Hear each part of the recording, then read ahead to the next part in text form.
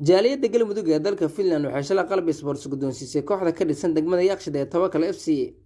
kooxda Taagan FC oo ka qayb galaysa tartamada kala duwan ee lagu maamuusay bisha barakeysan ee Ramadan ayaa shalay waxay kulan ku ciyaartay garoon ku yaalo degmada Yakshiid ee Quraca. qalabkii sports ee loo soo wakiistay aabaha sportska dalka Finland Axmed Cabdullaahi Maxamuud ayaa ku wareejiyay kooxda isagoo goobta ka hadlay. بسم الله الرحمن الرحيم مقعي أحمد عبد الله محمود أنا وأبا سبورتي دالك فيلان مانتو وحن هالكان أوي مد أو سوى كيشة جاليد قلمودug دالك فيلان أو قدوميك عبد الله عدعاد إن أن اليردان أو كوحدة توكل عن قلب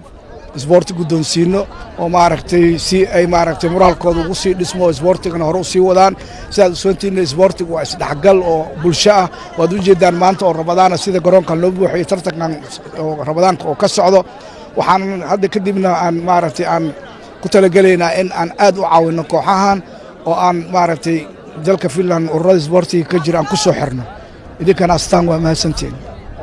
dhanka kale ciyaartoyda kooxda Tawakal ayaa aad ugu mahad celiyay jaaliyadda Galmudug ee dalka Finland waxaana kooxdan hore ugu soo bixin ciyaartoy ka ciyaartay heerar kala duwan ee dalka waxaan halkan hambalyo iyo bogaadin ugu dirayaa iyo mahad celin isugu jirta ururka Galmudug jaaliyadda ururka Galmudug oo madaxooda yahay Axmed Cabdullaahi iyo Cabdullaahi Cadceed Roble oo deeqna soo gaarsiiyay maanta dhalinyarada xaafadda Tawakal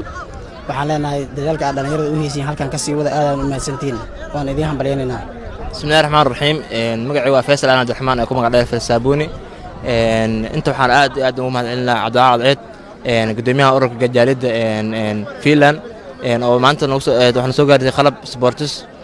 كواحد هذا أنا عيار توكل وحنا عاد ومهد لنا سيدك وبدعك هرمرنا عبد الله عيد عاد ما سنتين الله